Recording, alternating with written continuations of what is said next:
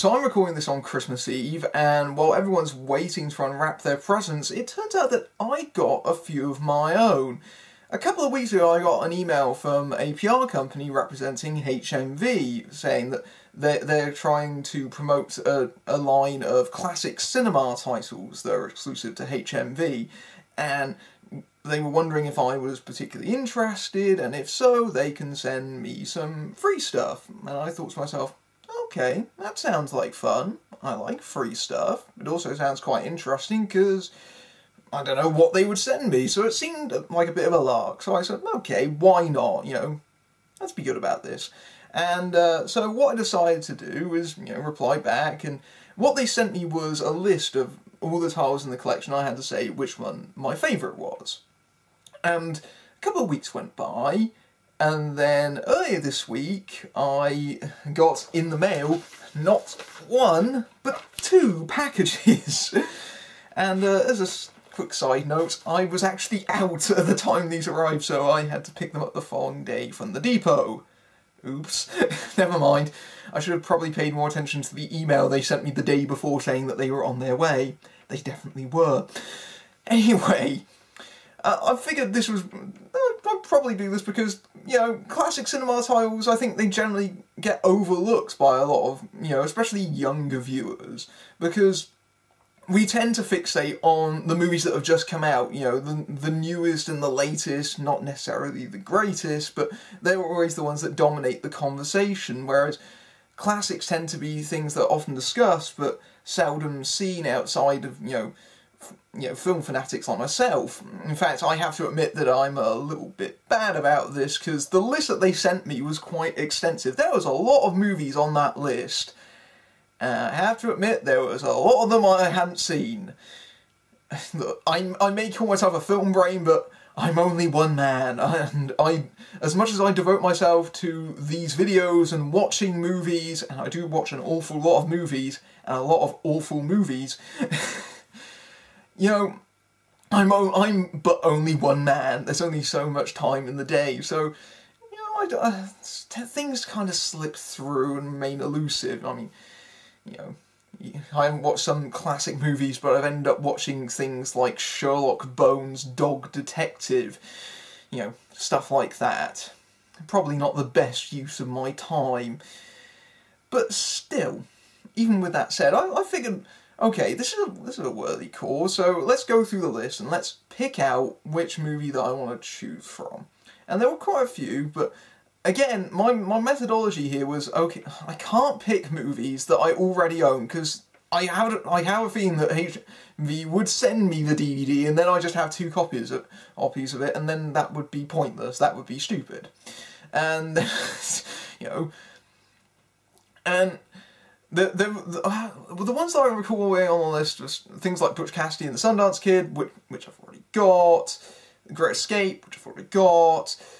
Camelot was on the list, but that was one of the movies I hadn't seen. I know of Camelot, the Richard Harris musical, because it's Linkara's favourite movie, apparently. I once asked him, why was that your favourite film? Because it's such a weird one to pick as your favourite, but I think he said something along the lines of, oh, it's just the movie they enjoyed the most. And, okay, fair play to you, man. Fair play. So, in the end, the title that I picked was the Thomas Crown Affair, the original one, the 1960s version. And I remember watching it a couple of years ago when I was doing film studies, and I remember really liking that movie a lot. In fact, I've actually got the remake of the Thomas Crown Affair there, right there. It's in a box set with Braveheart and Man on Fire, apparently compiled during a random let's put everything in a box set kind of day. I mean, there's no theme to that box set. That doesn't even make sense. Okay, so the Thomas Crown Affair was the one that I chose, because it's a good movie, and it's very much the embodiment of 60s cool. It's classic Steve Mcqueen. In fact, you might have noticed that I'm actually wearing a Steve Mcqueen t-shirt. Not without reason. So, I think I have a feeling that I know what's going to be in this.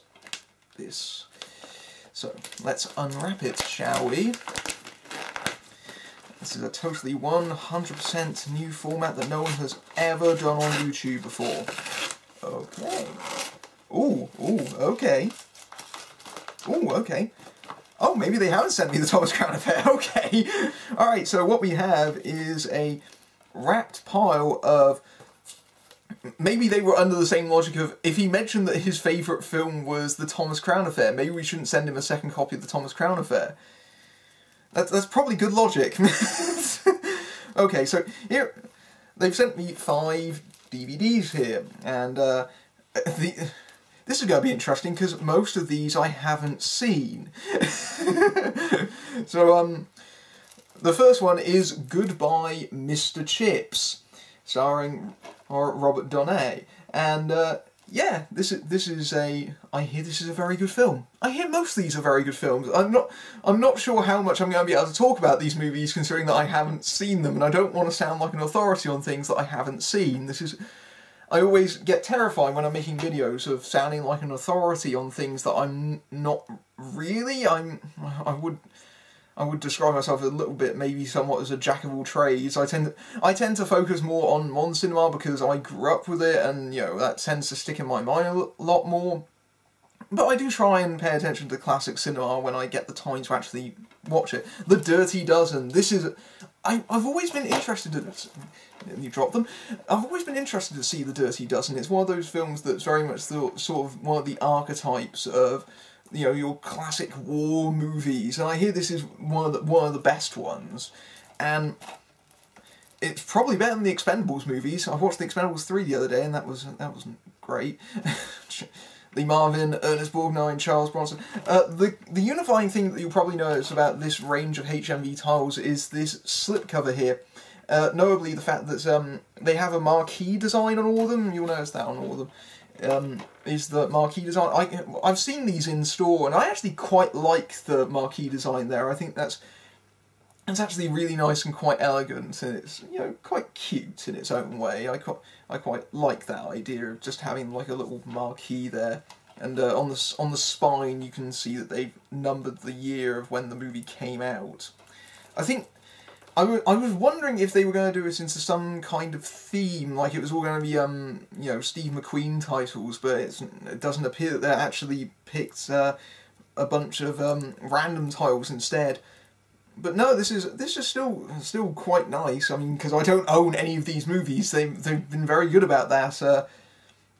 It's directed by Robert Aldrich, who did the original Longest Yard with Burt Reynolds, which was called Mean Machine. The Mean Machine in the UK when it was first released. It's actually been remade twice. It was remade as Mean Machine in the UK, where they did, you know, proper football as opposed to American football, or soccer for you Yanks. And of course the Adam Sandler Longest Yard, which I haven't seen. I did watch the Burt Reynolds one though. It's been ages since I've seen it though. I do remember the bit where Richard Kiel of Jaws fame kicks someone in the head. that was quite a funny scene. Telly Savalas, Donald Sutherland and Clint Walker are among the 12 jailbirds who earn their freedom if they survive. Yeah, this sounds like my kind of movie. The Big Sleep. I think I have seen this one. I remember seeing this as part of my film studies. I really enjoyed actually doing film studies, because I did a combined BA in English Literature and Film and Theatre, and basically I did the theory part of the film and theatre bit. So for my dissertation I had a written dissertation, as opposed to many of the people who study film and theatre exclusively, where they have to do sort of like a stage performance or a short film, whereas I just had to do a dissertation work. And what the schedule would basically be that on, I think it was on Mondays and Wednesdays at 9 in the morning, so I'd had to wake up early. We'd sit down and watch, you know, the week's 2 films, and they both share a common theme. And I remember The Big Sleep being on there. It's been a couple of years since I've seen it, so I remember this. This actually has multiple versions of it. There is a pre-release version, because I believe The Big Sleep is notoriously incomprehensible, but it's beside the point, because it's such a fantastically made movie with such great chemistry between Bogart and Bacall that it really doesn't matter.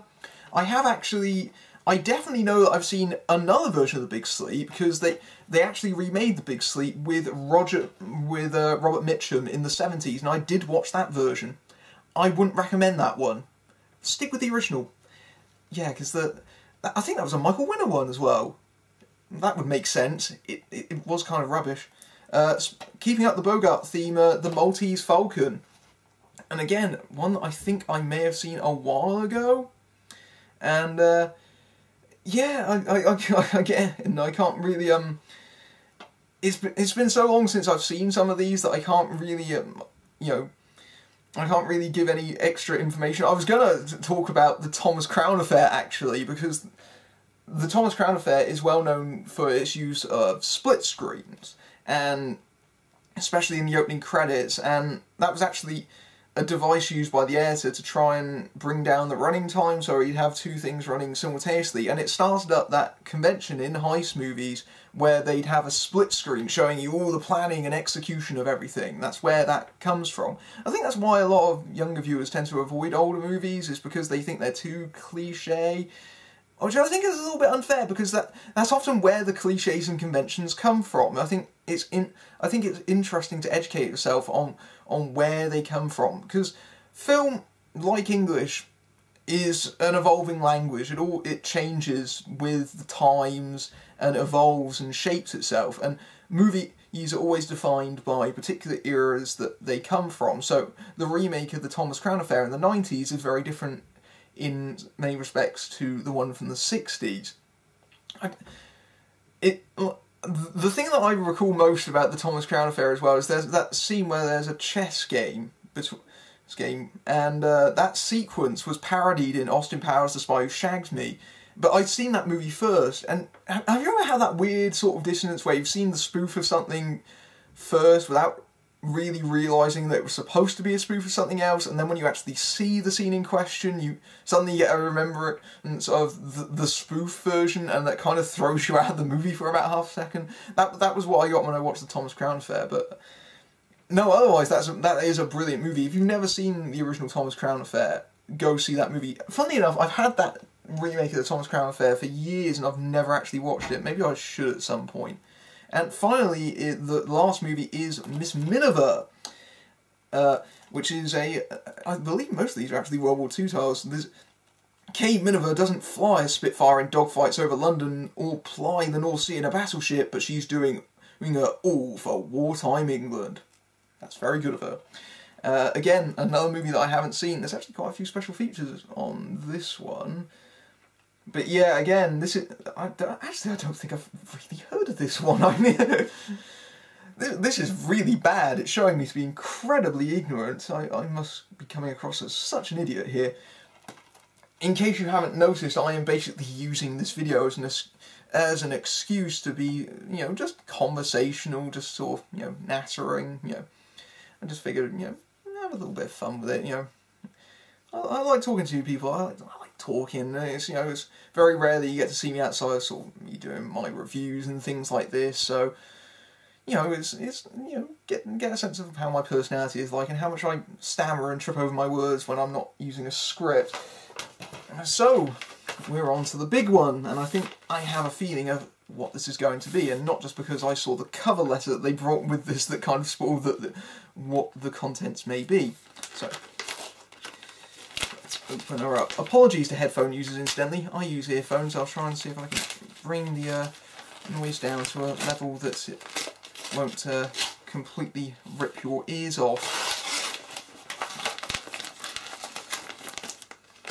I'm very much trying to do this in the spirit of Ashens.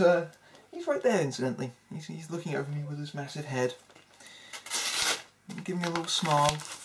He approves. And there we go. The Thomas Crown Affair in a big framed photo. And see Mcqueen having a big stogie there with his pile of money. Because in the original movie, they're bank robbers. I believe that was changed in the remake to an art heist, because the director of the remake, John McTiernan, who also directed Die Hard, he felt that bank heists would make the modern Thomas Crown less less of a character that you could root for in his own right. You sort of root for the villain a little bit here. And no, this is really nice. This is a really great piece of artwork. I believe this is the cover for the version that they released, and it's it's a nice shot. It's a very elegant sort of talking point. I like this. Yeah, Faye Dunaway. That name was escaping me there. Steve McQueen and Faye Dunaway. They're the two leads in the original. I believe Faye Dunaway actually appears in the remake as well. There's a lot of great Steve McQueen movies. My fear was that in the last couple of days when this arrived, and I had a feeling that it was going to be a bunch of DVDs and a picture frame, my worry was that they were all going to be Steve McQueen titles, and of course, if they were all going to be Steve McQueen titles, it was going to be things like The Magnificent Seven, which I already own, or The Great Escape, which again I already own. But no, this is fine. This is better. It's kind of a shame that the Towering Inferno wasn't in there. At least I didn't notice it being in there. Because I really love the Towering Inferno. I rewatched that a couple of months ago. If you want to go for a classic disaster movie, go watch the Towering Inferno. It's definitely one of those movies that's a precursor to Die Hard. You can tell how much I love the movie Die Hard because I managed to circle the conversation around to it every time. But no, it definitely is something that figures very highly on Die Hard. It's got a great all-star cast and some spectacular stunts. It's a fantastic movie. I believe it's one of the first co-productions between two major studios, because I believe that 20th Century Fox and Warner Brothers had the rights to two books that both had the same premise of a fire in a skyscraper, so they combined them together to form the Towering Inferno. And there was the infamous thing about Steve McQueen is that he off camera he wasn't the best behaved individual, and there was a bit of a rivalry between him and Paul Newman in that they both had to have the same number of lines, and they had staggered billing, so their names both appeared on screen at the same time, but one of them was slightly higher than the other, and that was to try and give them equal precedence in the sort of billing stakes, and they both had the same number of lines. That was a particular request of McQueen. He wanted to have the same number of lines as Paul Newman, which is a bit of a difficulty because McQueen doesn't appear in that film for the best part of an hour.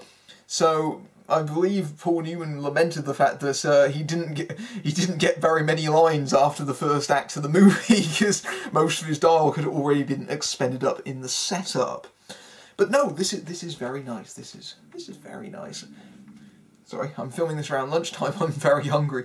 I'm going to find a place to put this and hang it up. But no, thank you HMV for sending me this free stuff, and yeah, I hope you've been watching this, having a little bit of fun, watching me unwrap my Christmas presents, as it were, and hopefully you're having a wonderful time with your families, and if not, hopefully this video has temporarily